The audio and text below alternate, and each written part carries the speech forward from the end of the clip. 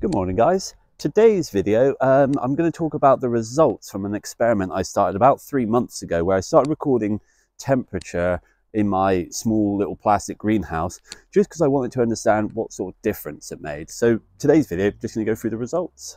So this here is the greenhouse.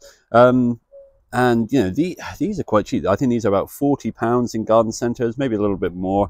And you know, they're brilliant for starting off seedlings. But what I wanted to understand was obviously the temperature difference. So we've got the main probe here, which records max and minimum temperatures outside, and this wire feeds in through a ventilation hole, and a probe there, which is recording the inside temperature.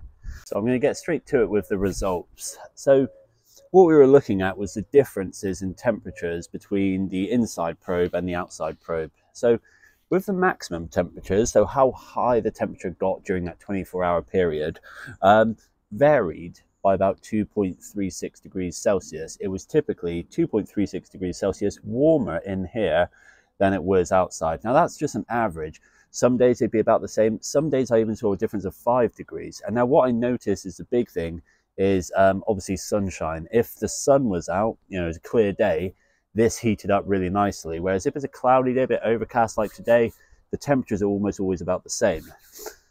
Now, lower temperatures, and I'll put up the graph here, and the lower temperatures led to some really ambiguous results. And maybe it's to do with the really cold weather we had, but typically, inside the greenhouse was only about 0.7 degrees warmer. So a lot of the time they were reading the same. Sometimes it was slightly warmer in here. However, I did notice a number of readings where actually the temperature inside the greenhouse read a lower temperature than what was outside. So I'm not too sure why that is, whether it's a case of maybe in the morning before I end up reading the temperature, the outside is warmed up a bit, but the cold air is still trapped in the greenhouse.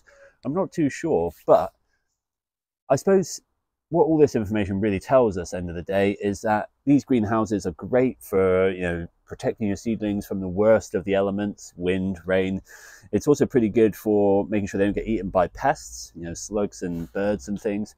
However, when it comes to protecting them from the frost and things, I wouldn't put my trust in one of these. If, for example, I know the temperatures are getting lower than what I know the plants I've got in here can withstand, my advice would be to bring them in for at least the nighttime period, just so they avoid the cold snap, and then move them back outside so they get all the natural light. So just a short video today, but I hope it's informative. The main takeaway is that if the temperatures are dropping, especially going to be dropping overnight, and you've got seedlings in a greenhouse like that, I'd bring them indoors, at least just for the night, just to avoid the sort of cold snap and ensure they don't get damaged by any frost or anything.